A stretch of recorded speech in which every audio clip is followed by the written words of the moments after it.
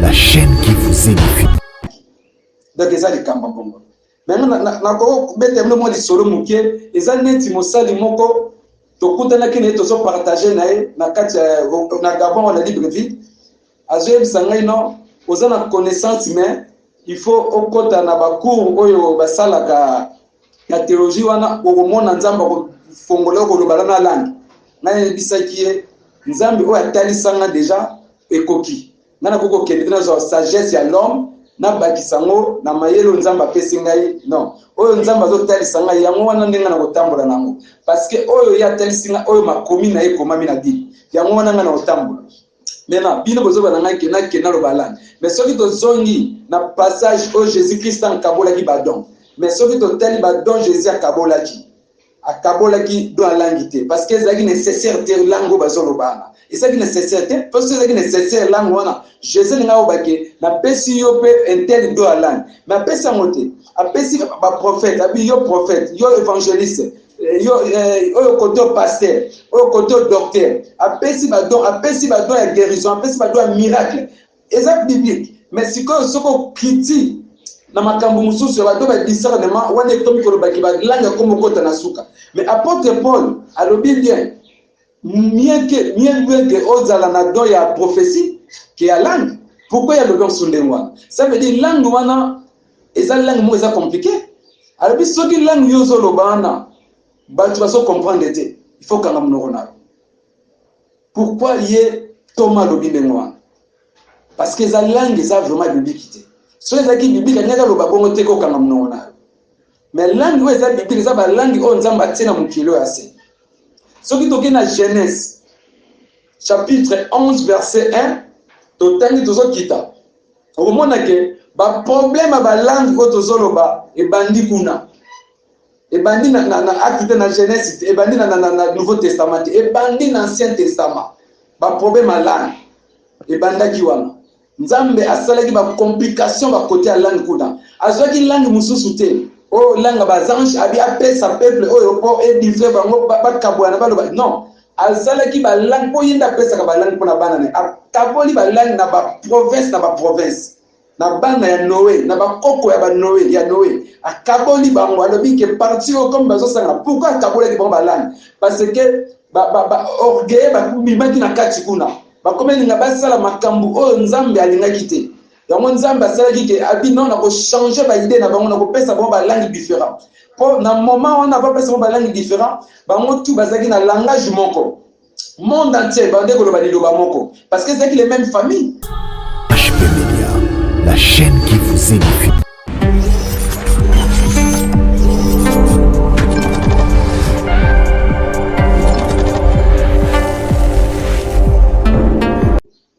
Mbote mingi na kombo na Jésus Christo de Nazareth que to banda d'abord couper sa parole ya Nzambe to que d'abord na losambo après to kota na parole Osambe. Merci Seigneur Jésus Christ na kumisi nguya na yo na ngonga oyo pesi biso ko temps ya couper sa parole na yo kati na pepe na yo tika to pesa chacun de nous esprit discernement esprit oyo ya sagesse oyo no sekoloba makati na mosali na yo eutepai na yo Nzambe pe bayoka yango Nzambe bameta yango na pratique na kombo na Kristo olongola molimo nyonso oyo ya distraction kati na bomoi na biso au nom puissant de Jésus Christ Nazareth. Amen. Merci peuple de Dieu. Na yena parole oyo Nzambe apesinga na partager na bino ezali parole ya langue oyo tozoloba chaque fois na ensemble de Dieu. Langue oyo ezoloba makati na lingomba ki parmi peuple de Dieu batu nyonso ba comprendre la langue wana te. Batu ba comprendre la langue wana ezali seulement mutu oyo azoloba langue yende mutu azo comprendre langue wana.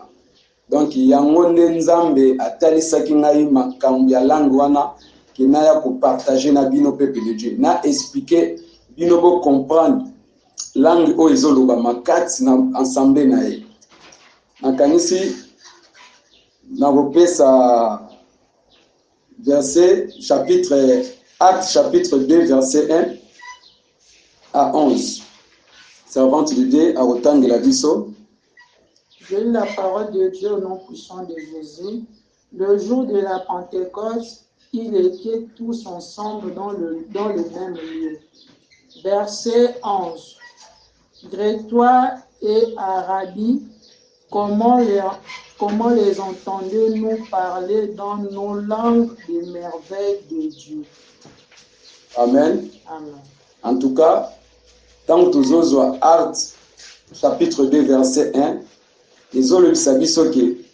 tant que mokolo ya Pentecôte, et comme qui bango nyonso basanganaki esika moko, bango nyonso ba Thomas basanganaki esika moko, parce que bandeki kozela nguya oyo Seigneur Jésus a prometaki bango ya molimo mosantu ekokitela bango. Tango sikoyo mokolo wana basanganaki bango nyonso bazalaki wana bazalaki kopartager parole esika bazalaki bazopartager parole de Dieu, mais ekomaki na ngonga moko molimo mosantu ekitaki tango ekitaki esalaki œuvre munene na esika bazalaki wana bazalaki na nombre ya 3000 personnes oyo bazalaki kati na bango bande koyoka konta bazopartager parole de Dieu, mais batu wana basanganaki na bango na kati na bango wana bazalaki bajuif oyo na oyo babangaka vraiment Nzambe bazalaki kati na bapaya bato mboka mususu bato bapeya nzinga ya baarabe ya baegyptien bato ebele baromain bato ebele bazalaki wana basanganaki bango nyonso bandaki koyoka parole. Mais na tango Saint-Esprit akiti il fallait que akitaki na ba oyo nyonso bandimaki parole oyo Pierre batoma babandaki koloba esalaki ke bakoma koloba balangue. Tant bakomi koloba balangue bango nyonso, donc epesaki étonnement directement na kati ya bajuif bato bazalaki o. Mais comment bapaya oyo bakomi koloba minoko ya mboka na biso, entre temps bango baza bapaya bakomi koloba minoko ya mboka na biso ndenge nini? Donc ezalaki Nzambe atindaki molimo mosantu aye asali bango ke basala eloko moko ekambwisa bato ya mokili. Langue comme oloma, mais langue bande koloba eza lokolo na koloba ki soki ozali mukongo, ozali muluba, ozali muswahili, ozali mungala, siko ba minoko wana nyonso esanganaki kati na etonga o bazalaki na assemblée de Dieu. Bango nyonso bakomi koloba munoko wana. Maintenant oyo aza muluba azoyoka mukongo azoloba chiluba, oyo aza chiluba azoyoka muluba azoloba kikongo. Donc ezalaki na inverse, munoko ekomi ko changer na ndenge wana ki peuple de Dieu ba bande ko comprendre te. Soko tali dans Jean chapitre 14 verset 16 à 17 26 ezolobanini. Donc Jésus lobi nakotika bino ndenge na te nakoti esprit Saint-Esprit akokita kati na bino. Tant Saint-Esprit akokita kati na bino esprit ya vérité oyo kote ya bino oyo koyebisa bino makambu oyo ke ngai na tikele koyebisa bino tikele bino chemin oyo koyi kokende molimo mosantu yango donc molimo mosantu aza esprit ya vérité. Tant Saint-Esprit akitaki bandeko soki botangi bien makomi bokomona makambo wana ona zoyebisa bino. Même na Acte chapitre 2 verset 4 ezoloba yango molimo mosantu asalaki musala na ye oyo ndenge Nzambe atindaki asala alakisaki bato langage oyo Nzambe asala na bato ya mokili eza na langage moko te oyo Nzambe asala na mokili te akoki kolakisa ngo peuple na ye. Mais Nzambe atalisaki boye abi langage wana oyo bazoloba peuple na yazo comprendre te ndenge nini peuple na ye bakondima amen na langage wana eza biblique. Même apôtre Paul aloba likambo wana. Maintenant ba oyo bazoloba langue oyo eyebani monde te balobi eza langue des anges. Mais soko tali na acte chapitre 26 verset 14 Jésus Christ yemoko abimelaki Paul abimelaki Saul abimeli Saul ayebisaki na langue wana loblaki zaki langue ya Israël toujours langue abimelaki. Bien aimé biso nyonso Nzambe atalisaka biso na basonge atalisaka biso na makambo ebele. Langue nini Nzambe alobelaka biso ntango atalisaka biso po balobela biso eza langue ya bazange eza langue oyo ya Nzambe. Oui na boyi te balongo balobi, mais pourquoi langue oyo bango balobi peuple de Dieu a comprendre la langue wana te?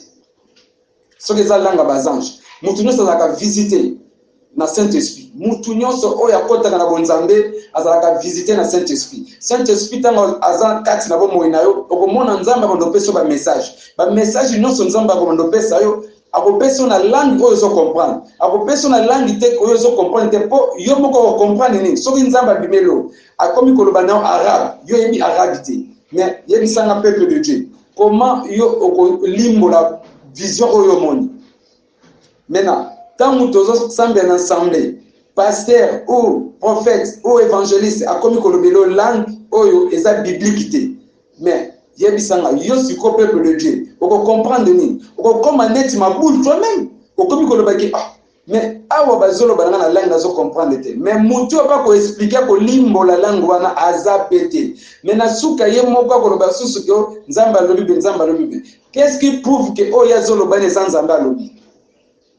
t'ayebite parce que yo nanga te comprendre langue wana te mais bible zolo baki tant Saint-Esprit kitaki na jour à Pentecôte langue babandaki koloba eza ba langue ya binoka mboka na biso eza ba langue mususu te oyo balobaka mukolo wana ba langue ya munoka mboka na biso yango wana balobaki mutu na mutu azaki étonnement azokamwa bi mais batu yo zo ba munoka mboka nanga mi ezi kolo moko nanga te ndenge ndezo ba munoka mboka nanga na kati ensemble ezalaki panique donc batu bakamwa kimikamo makambo ndenge salamaki donc eza likamba bongo maintenant na ko bete mno mo lisolo muke eza neti mosali moko tokutanaki na tozo partager na kati na Gabon on a Libreville azoye sangai no ozana connaissance mais il faut okota na bacours oyo basalaka ya théologie wana okomona nzamba ko fongola ko lobala na langue na bisaki nzambe oyo atalisanga déjà ekoki ngana koko kende na sagesse ya l'homme na bakisango na mayelo nzamba pesi ngai non oyo nzamba zo talisanga yango wana ndenga na kotambola nango parce que oyo ya talisinga oyo makomi na ekomami na bible yango wana ngana kotambola. Maintenant bino bozo bananga kena lo balanga mais soki to zongi na passage au Jésus-Christ en kabola ki badon mais soki to tali badon Jésus akabola ki do langité parce que c'est nécessaire te lango bazolo bana et ça qui nécessaire te parce que c'est nécessaire lango wana Jésus nga obake na pesi yo pe intel do langue mais pesi monte apesi ba prophète abi yo prophète yo évangéliste yo côté pasteur yo côté docteur apesi ba don ya guérison apesi ba don ya miracle eza biblique mais siko soko critique na makambo mususu ba do ba discernement wana tomi ko baki ba langa comme kota na suka mais apôtre Paul alobi bien mieux que ozala na don ya prophétie que ya langue pourquoi ya lobi sundengwa ça veut dire langue wana eza langue mo eza compliqué alobi soki langue yo zo lobana tu vas comprendre te il faut kanga mnoko na pourquoi ye Thomas lobi ndengwa parce que za langue eza vraiment biblique so ezaki biblique nyaka loba bongo te ko kanga mnoko na mais langue eza biblique eza ba langue o nzamba tina mukilo ya se soki toki na Genèse chapitre 11 verset 1 totangi tozo kita okomona ke ba problème ba langue ko tozoloba ebandi kuna ebandi na acte na Genèse ebandi na Nouveau Testament ebandi na Ancien Testament ba problème à langue ebandaki wana nzambe asalaki ba complication ba côté ya langue kuna azwaki langue mususu te o langue ba ange abi apesa peuple oyo po édifier bango ba kabwana baloba non asalaki ba langue po yinda pesa ka ba langue pona bana ne akaboli ba langue na ba province na bana ya Noé na ba koko ya ba Noé akaboli bango alobi ke parti o comme bazo sanga pourquoi akabolaki bango ba langue parce que ba orgueil ba kubimaki na kati kuna ba komeli nga basala makambu oyo nzambe alingaki te yango nzambe asalaki ke abi non na ko changer ba idée na bango na ko pesa bango ba langue différent po na moment on a pas pesa ba langue différent bango tout bazaki na langage moko monde entier ba ndeko lo ba liloba moko parce que c'est les mêmes famille ya Noé bana na ba kokolo na bango tout bazaki toujours na langage moko bazolo ba munoko moko mais tant que komaki na moment oyo ke ba komeki ko linga ba mema mokila ngona ndenge na bango nzambe asalaki a changer langage le même langage wana yango nzambe asalaki na tant que Jésus-Christ avec na kotinde la bino Saint-Esprit et salaki ke a changer langage na ba oyo bazali na bonzambe parce que makambo nazolo ba muto azali na bonzambe nda ko comprendre makambo nazolo ba mais muto azali na bonzambe te ko comprendre te akomona makambo nazolo ba ke na neti mutu mona zo comprendre la parole te mais nazolo ça bino eza biblique botanga bien Actes chapitre 2 verset 1 bokita bokona bomona makambo nazolo ba eza na nzela et puis eza biblique na fondé le mote parce que na parole oyo nzambe bamodifiaka eloko moko te balongolaka eloko moko te oyo nzambe akomi yango oyo nzambe atindi basali na ye bakoma yango ndenge tokotangela yango yango ndenge tokomodifie yango na ndenge ke peuple de Dieu a comprendre parole oyo ezolobama na kati mais soki olobi omodifie na ndenge na yo ke ozwa bamakambo oyo eza bibliki te osala nini otia yango kati na parole ya nzambe wana obimi libanda ya parole oza so na bonzambe te nzambe atiki yo okomi koloba makambo mosusu ya mosuni yango bana na nzambe botala problème oyo ya langue botala yango bien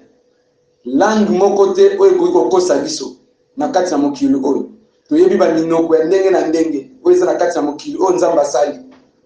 boyebi yango mutu nyonso akoki koloba yango te me bato ebele bazali bakoki koexplike yango bakolimbola yango mais pourquoi langue oyo ezolobama na assemblée de Dieu soki ezolobama pourquoi interpréter azalaka pembeni te aloba mais eza vraiment makambo moko ezokamusanga namonaki une fois basali moko boye na réseaux sociaux bazoloba langue oyo nazolobanaki oyo tozocomprendre monoko wana te bango mibale bakomi bazoloba neti bazosala comédie donc bazoloba langue wana bazoloba mais bana na nzambe bazali na kati ya sali wana bazobetela bango maboko banabi mais bato bazoba makambo ezoyebana te neti bazosala théâtre oyo neti bazosala nini mais quelle langue bazoloba na comprendre te emona kanisi na bomwana ntango tozokola ezalaki na balangue moko bomwana tozoloba donc na comprendre eza balangue neti bomwana tozali koloba yango na bazomodifie yango c'est comme ça c'était ça mais soki otali makambo balangue wana bato mingi bazosala comédie na yango pourquoi parce que bazolinga oyoka nzambe te Jésus Christ ye moko alobi langue oyo peuple ne acomprendre mais na peuple de Dieu oyo bazobima lelo nzambe azotinda bango soki bango moko bazobima na ndenge na bango toyebi te mais bazomema biso wapi po tosuka wapi yango peuple de Dieu tosala vraiment faire attention tokeba vraiment na kotambola na bokebi nyonso bisika oyo tozokende tozotia makolo koyoka mateya parce que oyo nyonso toyokaka il faut toyikeba na yango ya mabe okoki kosala yango mpe na pratique ezwi yo moko ekangi yo na makambo tozomona na église ya langage oyo ezolobama peuple de Dieu ayebi yango te peuple de Dieu ayebi yango te yango tozosenga vraiment ke nzambe apesa biso nyonso esprit ya discernement esprit oyo ya sagesse po tokoka koyeba oyo azali liboso na biso motei oyo azali liboso na biso oyo azoteya biso ntango bateyi yo bapesi yo verset biblique bapesi yo chapitre tel mama papa tinga te bible na yo fongola tanga makambo wana luka oyo basoko comprendre te luka mutu oyo aza pembeni na yo ako comprendre a expliquer yo yango ndenge komami ezala ndenge wana parce que na bolo mingi bozomona ke baza basali me baza basali te ezana mukolo mususu nazalaki ko partager na docteur de la parole na tunie verset moko na kati ya Bible na Genèse mais docteur akokaki ko expliquer na verset wana te ayisinga non na koki ko péché te o eza caché eza nzambe o eza révélé eza pona biso na bi mais soko eza caché eza révélé eza pona nzambe o eza révélé eza pona biso mais soki toke na Luc chapitre 10 verset 21 Jésus azolobaki oyo ebombamaki nzambe a révélé yango na ba petits enfants bayeba makambo ebombama bato basage bayebi te bango fo bayeba bango po baza na mayele nzambe baza na molimo mosantu ezotambola na bango mais sikoyo soko zoloba boye ça veut dire que nzambe azovisite yo te po alakisa yo makambo ebombami parce que biloko nyonso bamiracle oyo Jésus asala ebele ekomama na Bible te po so nyonso ekotaki na Bible elinga kokoka te nayebi te soki tonga tozala na bibliothèque mobimba batiango kaka Bible oyo baparole ya Jésus mais bazoki nécessaire yango te babimisaki kati na peuple na ye bacomprendre parole ya Nzambe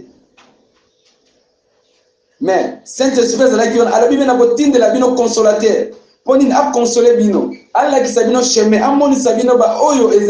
bomoyebi te baoyo ebombama bino boyeba mpo boteya peuple na ngai bolakisa bango chemin ndenge ezali mais biso tozocomprendre te donc toza toujours bafani ya basali na Nzambe tozo suba susu nzambete oyo donc moni que peuple de Dieu a commis ko suba créature mais créateur azo ilanda lisusu te pour comprendre que nani oza maître ya ciel au terre nani mokonzi ya likolo na se nani totiki ye tokomi kotala bato ya mokili tokomi kozwa espoir na biso tozosala moto ya mokili akosala eloko te moto ya mokili akomema yo na chemin oyo ya vérité te soki moto ya mokili azoloba na yo soki aza mosali na nzambe landa bien langage na ye landa langage na ye langue wana tozobela langue landa langage na ye soki langage wana eza seulement langage ya saint esprit oyo eza na esprit ya vérité okomona kozwa chemin oyo eza na voie normale parce que Jésus qui a dit chemin le droit chemin de la vérité aza chemin oyo azomema biso na victoire mais soki saint esprit bible lobi esprit ya vérité maintenant soki vérité eza lisusu te na basali oyo bazoteya bana na nzambe ça veut dire que eza lisusu esprit ya vérité te eza kati na bango baza sur na molimo mosantu te yango peuple de Dieu ekomi na moment oyo tofongola miso na biso ya molimo tolala pongi lisusu te tolalaki tofongola miso ya molimo toyeba oyo nini ezoleka kati na bomoi na biso totikala kaka na te aveuglement na bamessage oyo nzambe aza vraimen na sentiment nango te bamessage oyo nzambe aza na sentiment nango te bakolobela olangi bapesi yo prophétie moko comprendre te eza mawa to